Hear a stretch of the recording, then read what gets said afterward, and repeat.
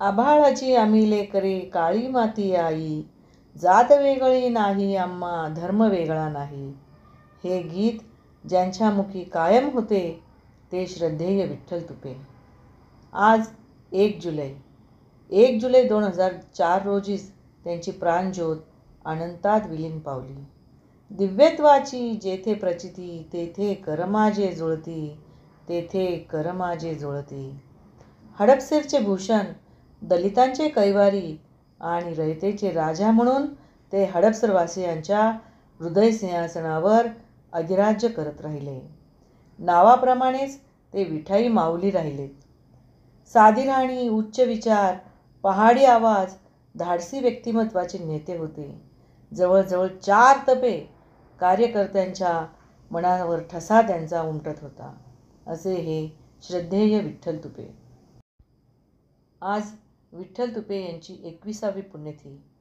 21 वर्ष त्यांना जाऊनसुद्धा सर्वांच्या मनावर कायम ते ठसा उमटून गेले. त्यांच्याविषयी आपण थोडक्यात माहिती पाहूया. 7 सप्टेंबर 1940 रोजी शेतकरी कुटुंबातील बाबूराव आणि चंद्रभागा तुपे यांच्या पोटी नररत्न जन्माला आले. घरातील वारसा जपणारे सुसंस्कृत मानव म्हणून राष्ट्र सेवादलाचे सैनिक बनले. सदैव सैनिका पुढेच जायचे, नमागुती तुवा कधी फिरायचे, नमागुती तुवा कधी फिरायचे. वयाच्या 6व्या वर्षापासून ते सेवादलाचे निष्ठावंत सैनिक होते, साथी होते. त्यांना शिक्षणाची खूप आवड होती. त्यांनी BSc पर्यंत शिक्षण पूर्ण केले. BSc ॲग्रीपर्यंत शिक्षण पूर्ण झाल्यानंतर त्यांनी इस्रायलमध्ये शेतीविषयी अभ्यास केला. त्यांचा गणित हा विषय फारच आवडीचा होता. लहानपणापासूनच झोपडपट्टीतील मुले, दलितांची मुले, सामान्य कामगारांची मुले यांच्यासोबत त्यांची ओट बस असायची. आणि त्यावेळेस हडपसरच्या विठ्ठल मंदिरात राष्ट्र सेवादलाची शाखा भरत होती आणि त्या शाखेमध्ये सेवादलाची सैनिक गीते गायली जात असत. त्यावेळेस विठ्ठल तुपे हे स्वतःच्या खड्या आवाजात वसंत बापटांनी लिहिलेली सैनिक गीते मुलांसमोर म्हणून दाखवत असत. त्यांची व्यक्तिमत्वाची छाप सर्वांवर पडलेली होती. सर्व तरुण मुले एकत्र येऊन सामाजिक कार्याकडे वळले. सामाजिक कार्याची त्यांना दिशा मिळाली आणि त्याचे नेतृत्व होते अर्थातच विठ्ठल तुपे यांच्याकडे. सेवादलाच्या कलापथकाद्वारे जनजागृतीचे कार्यक्रम त्यांनी 1960 ते 1970 हा काळ जणू कार्यकर्त्यांसाठी मंतरलेलाच काळ होता. नेतृत्व विठ्ठल तुपे यांच्याकडे होते. कलापथकाद्वारे जनजागृतीचे कार्यक्रम चालू होते. एकाच ध्येयाने झपाटलेले अनेक तरुण कार्यकर्ते महाराष्ट्राच्या कानाकोपऱ्यातून एकत्र जमले. SM जोशी, निळू फुले, श्रीराम लागू, दादा बोरकर, रामदास तुपे, अण्णा तुपे, नरसिंग तुपे या सर्वांनी मिळून महाराष्ट्रभर मेळावे घेतले. 1963 मध्ये धुळे येथे एका विचाराचे अनेक कार्यकर्ते हडपसर येथे त्यांनी एकत्रितरित्या अनेक कलापथकातील नाट्य सादर केले, लोकनृत्य सादर केले, पथनाट्य सादर केले. त्याचबरोबर मैदानी खेळामध्ये सुद्धा ते चमकू लागले. हडपसर परिसरातील अनेक खेळाडूंना प्रोत्साहन दिले. कबड्डी, खो खो प्रत्येकी 10-12 संघ मैदानात उतरत असत. त्यावेळच्या हवेली ग्रामीण स्पर्धेतील बहुतांश बक्षिसे हडपसर संघालाच मिळाली होती. विठ्ठल तुपे यांच्या नेतृत्वाखाली सेवादलातील कार्यकर्त्यांचा संच चांगलाच नावारूपाला आला होता. सर्व कार्यकर्ते इथंच न थांबता आणखीन काहीतरी करण्याचा निर्णय घेतला. दादा बोरकर यांनी दिलेल्या ययाती या कादंबरीने साने गुरुजी वाचनालयाची सुरुवात झाली. 1966 मध्ये वाचनालय सुरू झाले. हडपसरची पावनभूमी पवित्र झाली. त्यावेळेसचे कार्यकर्ते सतीश हिवाळे यांना वाचनाची खूपच आवड होती. त्यांनी वाचनालयाचा कार्यभार सांभाळला. आज अ दर्जा असलेला साने गुरुजी वाचनालयाचा विस्तार त्या एका पुस्तकावरून 35 ते 40 हजार पुस्तकापर्यंत पोहोचलेला आहे. हडपसरची भाजी मंडई या ठिकाणी साने गुरुजी भवन दिमाखात उभे आहे. वाचनालयामार्फत दरवर्षी डिसेंबर महिन्यात व्याख्यानमाला आयोजित केली जाते. असंख्य नामवंत व्याख्याते या व्याख्यानमालेस येऊन त्यांनी लोकांना व्याख्यानं दिलेली आहेत. हडपसरच्या शैक्षणिक क्षेत्रात क्रांती घडवणारे श्रद्धेय विठ्ठल तुपे. काहीतरी चांगले निर्माण करण्यासाठी ही आसुसलेली तरुण पिढी या भागातील शैक्षणिक मागासलेपणा दूर करण्यासाठी, नागरिकांच्या वाचनाची भूक भागवण्यासाठी वाचनालय ही सर्वात पहिली पायरी ठरलेली आहे. आज नियमित वाचकांची संख्या 750च्या जवळपास आहे. वाचनालयात असलेल्या मोफत विभागाचा हडपसरमधील अनेक तरुण व प्रौढ नागरिक लाभ घेत आहेत. महिला व कुमार वाचकांसाठी वाचनालयामध्ये स्वतंत्र असे दालन आहे. हे सर्व शक्य झाले ते केवळ श्रद्धेय विठ्ठल तुपे यांच्या अथक प्रयत्नामुळे. त्यांची चिकाटी, अनमोल मार्गदर्शन आणि त्यांचे सहकार्य यामुळे वाचनालय आज दिमाखात हडपसरमध्ये उभे आहे. विठ्ठल पाटलांना शिक्षणाची अत्यंत आवड होती. आपल्याप्रमाणेच आपल्या हडपसरवासियातील सर्वांना, तसेच डोंगराळ ग्रामीण भागातील, आदिवासी भागातील विद्यार्थ्यांनासुद्धा शिक्षण मिळावे हा त्यांचा ध्यास होता. मग वाचनालयाचे काम मार्गी लागताच त्यांच्या मनात शिक्षण संस्था काढण्याविषयीचे विचार सुरू झाले आणि साने गुरुजींच्या विचाराने झपाटलेले हे सर्व तरुण कार्यकर्ते 12 ऑक्टोबर 1970 रोजी साने गुरुजी शिक्षण संस्थेची स्थापना करण्यात यशस्वी झाले. साने गुरुजी शिक्षण संस्थेची पहिली शाळा उभी राहिली ती दुष्काळी भागात देवाची उरळी या ठिकाणी. या ठिकाणी शाळा उभी केली. शाळेचं नाव होते समता विद्यालय आणि या शाळेची जबाबदारी त्यांनी दिली जयवंतराव देशमुख आणि श्री शिवाजी चव्हाण. देशमुख सर हे धुळे जिल्ह्यातील. त्यांचं BEdचे शिक्षण पूर्ण झाले होते, पण ते हडपसरमधील दादा गुजर यांच्या साने गुरुजी दवाखान्यामध्ये कार्यरत होते. तसेच चव्हाण सर हे किर्लोस्कर कंपनीमध्ये कामाला होते. दोघांनीही विठ्ठल तुपे यांच्या सांगण्यावरून उरुळदेवाची या ठिकाणी समता विद्यालयात काम करण्यास तयार झाले. अशा प्रकारे पहिली शाळा उभी राहिली ती 11 जून 1971 रोजी. साने गुरुजी शिक्षण संस्थेचे पहिले अपत्य समता विद्यालय उभे राहिले. देवाची उरळी येथील तुकाराम भाडळे यांनी संपूर्णपणे सहकार्य केले. मंदिरामध्ये, गोठ्यामध्ये शाळा भरवली जात होती. गरिबांच्या मुलांना शिक्षण मिळत होते आणि समता विद्यालयामुळे खंडोबाच्या माळाचे नंदनवन झाले. त्यानंतर साने गुरुजी शिक्षण संस्थेने वेग घेतला. कुरकुंडीसारख्या दुर्गम भागामध्ये राष्ट्रीय विद्यालयाची स्थापना झाली. पिंपरी चांडससारख्या ग्रामीण भागामध्ये जनता विद्यालयाची स्थापना झाली. त्यानंतर प्रगती विद्यालय, नूतन माध्यमिक विद्यालय, रचना विद्यालय, एकता विद्यालय अशा एकामागे एक 9 शाखांची स्थापना झाली. या ठिकाणी असलेले बोक्से पाटील, बोर्डे पाटील, बाटे पाटील या सर्व पाटलांनी पाटलांच्या एका शब्दावर संपूर्ण सहकार्याची आश्वासन दिले व संपूर्ण ग्रामीण भागामध्ये शाळा उभ्या राहिल्या. शिक्षणाची ज्ञानगंगा खेड्यापाड्यापर्यंत पोचली आणि अखेर विठ्ठल तुपे यांचे स्वप्न पूर्णत्वास येऊ लागले. चल मारू धडक उभा फोडू खडक, चल मारू धडक उभा फोडू खडक, चल उचल हत्यार गड्या तुला नव्या जगाची आण, तुला नव्या जगाची आण.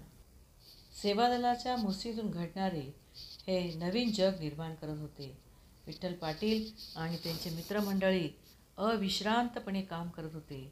त्यावेळचे त्यांचे साथी अण्णा तुपे, सुभाष आरोळे, बाळासाहेब गोरे, दत्ता भंडार, बाळासाहेब शिंदे इत्यादी मंडळी त्यांच्या खांद्याला खांदा लावून हडपसरचा कायापालट करत होते. साने गुरुजी शिक्षण संस्थेचे नाव महाराष्ट्राच्या कानाकोपऱ्यात नेत होते. तालुका पातळीवर नेत होते. हवेली तालुका, शिरूर तालुका, खेड तालुका, पुरंदर तालुका अनेक तालुक्यांमध्ये साने गुरुजी शिक्षण संस्था पोचलेली होती. वाचनालयापासून त्यांनी 9 माध्यमिक शाळा, 5 प्राथमिक शाळा, 6 बालवाड्या दिमाखात उभ्या केल्या.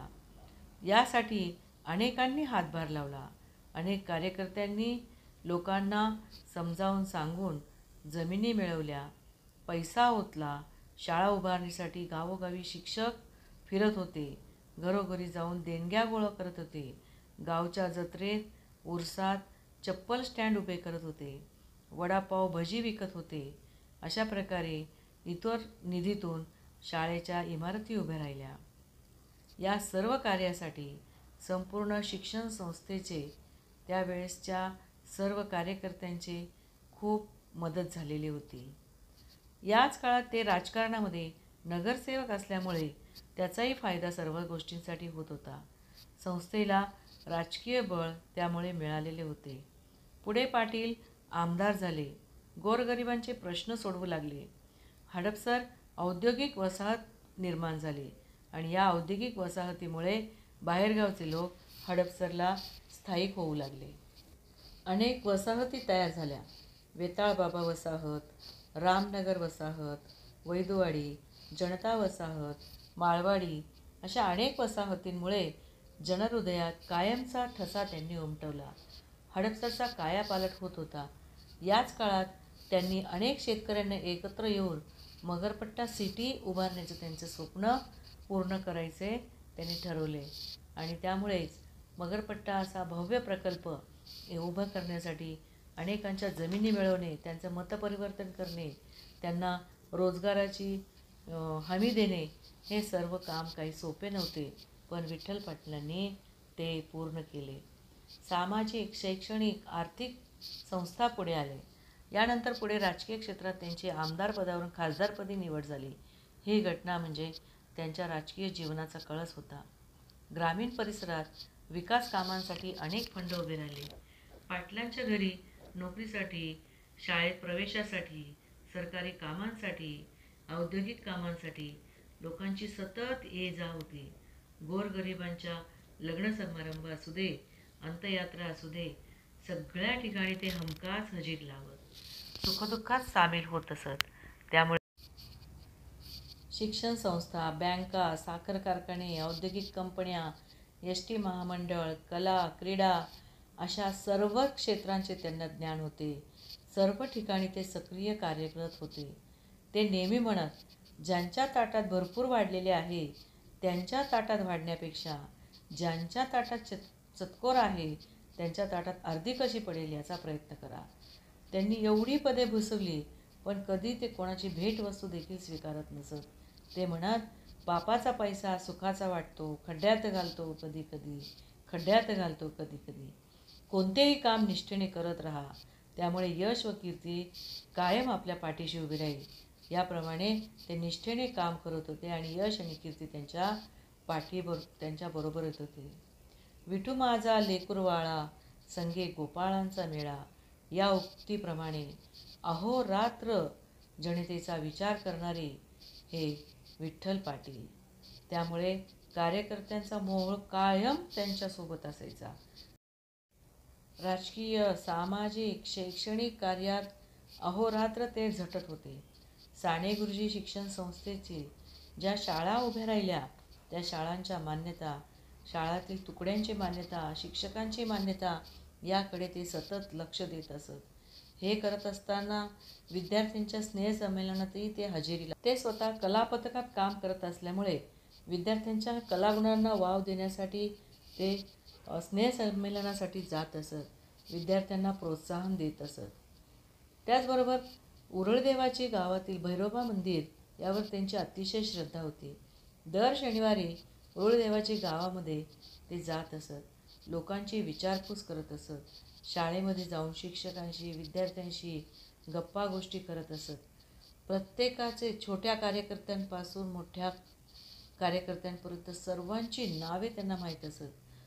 स्वतः सर्वांच्या नावासह त्यांचा उल्लेख करायचे. असे हे विठ्ठल पाटील. हे सर्व कार्य करीत असताना त्यांच्या पत्नी लीलाताई तुपे, त्यांची मुले चेतन तुपे, अनिरुद्ध तुपे, मिनल तुपे हे सर्व त्यांना पाठिंबा देत असत. साने गुरुजींचे स्वप्न होतं की आंतरभारतीय भाषा केंद्र व्हावे. ते साने गुरुजींचे स्वप्न पूर्ण करण्यासाठी उरुळदेवाचे या ठिकाणी त्यांनी आंतरभाषा केंद्र स्थापन केले आणि त्या शाळेतील अनेक शिक्षकांना वेगवेगळ्या भाषा शिकण्यासाठी त्यांनी पाठवले. अशा प्रकारे अखंड कार्य करणारे विठ्ठल पाटील वयाच्या 64व्या वर्षी अल्पशा आजारामुळे मुंबई येथे ब्रीच कँडी दवाखान्यात ॲडमिट होते. मृत्यूशय्येवर असताना देखील तुकडी मान्यतेसाठी ते प्रयत्न करत होते. साने गुरुजी शिक्षण संस्थेचा वटवृक्ष गगनभेदी व्हावा असे स्वप्न त्यांनी कायम उरी बाळगलेले होते आणि या संस्थेचा विस्तार करत राहिले. कोणत्याही प्रसंगाला ते डगमगले नाहीत. अन्याय त्यांनी सहन केला नाही. आयुष्यभर खडतरपणे त्यांनी कार्य केले. अखेर त्यांच्या आयुष्यात अल्पशा आजाराने तो काळा दिवस उजाडला. 1 जुलै 2004 रोजी त्यांची प्राणज्योत मालवली आणि ते अनंतात विलीन झाले. अशा या आदर्श व्यक्तिमत्वास माझे शतशः प्रणाम. दुःखात समदुःखी, आनंदात सहयोगी, सर्वांचे प्रेरणास्रोत, संस्थेचे संस्थापक असे आमचे दैवत विठ्ठल तुपे. विठ्ठल तुपे यांना माझे विनम्र अभिवादन.